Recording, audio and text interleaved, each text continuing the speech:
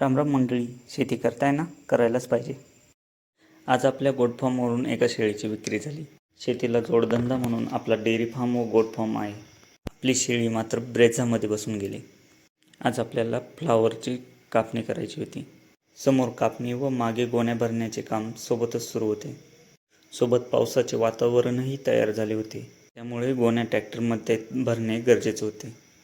ट्रॅक्टरला टेलर जोडलेला नसल्यामुळे टेलर जोडण्याचे काम माझ्या एकट्यावर आले. केलं आपलं शेतकरी जुगाड आणि जोडला टेलर. ट्रॅक्टर चालवणं तसं सोपं आहे, पण बाकीची अवजारे जोडणे सर्वात अवघड काम. त्यानंतर आलो होतो ट्रॅक्टर घेऊन फ्लावर भरायला. फ्लावरच्या गोण्या ट्रॅक्टरमध्ये भरून मार्केटला पाठवून दिल्या. त्यानंतर काकांनी फ्लावरला औषध फवारणी करून घेतली. पावसामुळे फवारणीची कामं आपली बंद कधीच ठेवता येत नाही. एकीकडे काका औषध फवारणी करत होते व दुसरीकडे मी आपल्या शेळीच्या पिल्लांना दूध पाजत होतो. बिचारे दूध पिताना सुद्धा उठायचे कष्ट घेत नव्हते.